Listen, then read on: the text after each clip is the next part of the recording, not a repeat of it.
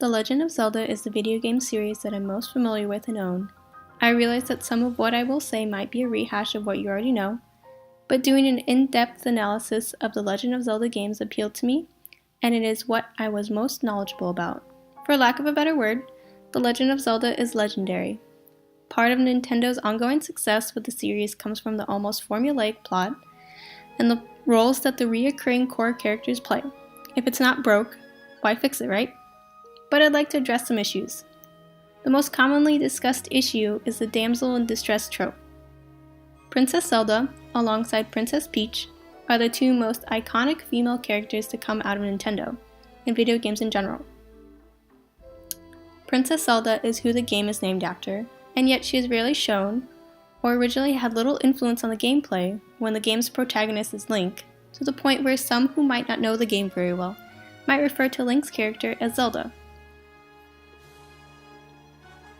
While it is hard to ignore the way Princess Zelda is used as a plot device, her kidnapping is a catalyst to start Link's adventure. As the symbol of order and peace, saving Zelda will restore order and peace back to the kingdom, which is Link's goal and only he can do it. Princess Zelda is tasked with the sacred duty to protect the kingdom of Hyrule. She has the power, ancestry, and divine right to rule the kingdom, which is why she is continuously targeted by the evil forces, known as either Ganon or Ganondorf. Each time she is kidnapped, the kingdom is plunged into depravity and chaos, plagued by the many of Ganon's creatures out to do his bidding, and even influence and increase what evil is already within characters. Many of the previous iterations of the character of Zelda are passive princesses, but she is recognized within the games as powerful through her own right. Link's positive defining characteristics are befitting his role of hero and wielder of the Triforce of Courage. These characteristics can be described as athletically inclined and combat-driven when faced with evil creatures.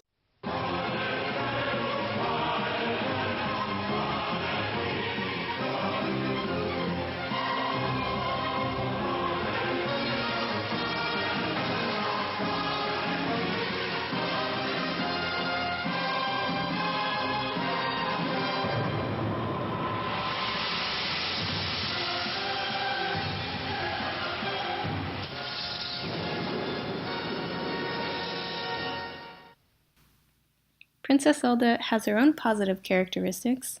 She is often described as a victim in her time of need, but she should not be considered any less powerful in her own right. Princess Zelda is the wielder of the Triforce of Wisdom, which makes her trials different compared to Link or even Ganon. Zelda is a royal in charge of her own country and its people. She is self-sacrificing, wise beyond her age, and capable of assisting Link in final battles against Ganon with a bow and arrows, which has only happened a handful of times. Gradually, each iteration of Princess Zelda has her own version of abilities and appearances as the decades went on. Her advance from a less active role has progressed in small steps. Her alter ego of Sheik in Ocarina of Time is perceived as either male or androgynous. This works in favor to the typecast that males are safe from what could be perceived as the emasculated status as a passive victim, and the status of princess automatically places a target on her head. Princess Zelda Sheik is competent, helpful, and capable of hiding from Ganondorf for 7 years up until the moment that she reveals herself as the princess, and subsequently gets captured minutes later. Princess Zelda magically transformed to the physical form of Sheik is what she could be instead of playing two different sides of the same coin. Instead of combining the two personae, she must clearly be separated into two with very different societal roles and depictions.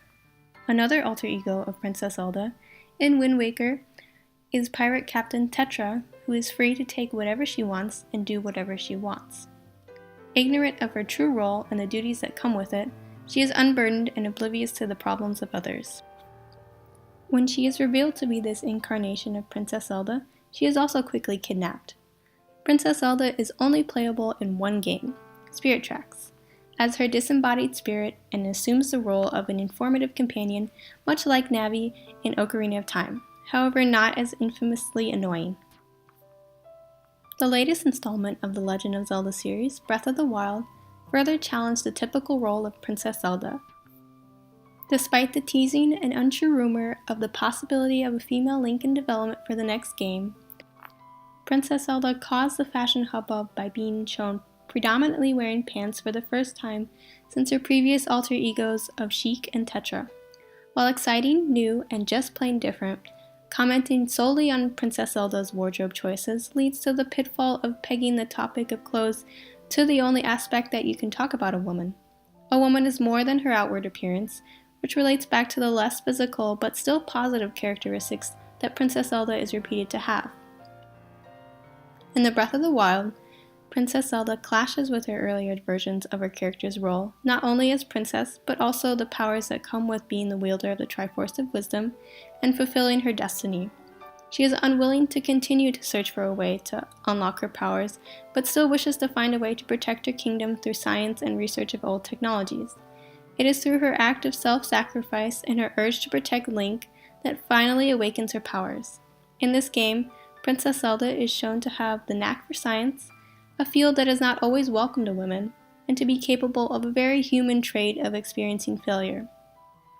She is shown to be strong in her own way by keeping Ganon sealed away for 100 years. While not without its faults, the Legend of Zelda series is iconic and influential to the point to not critique it would take away a method of improving the games.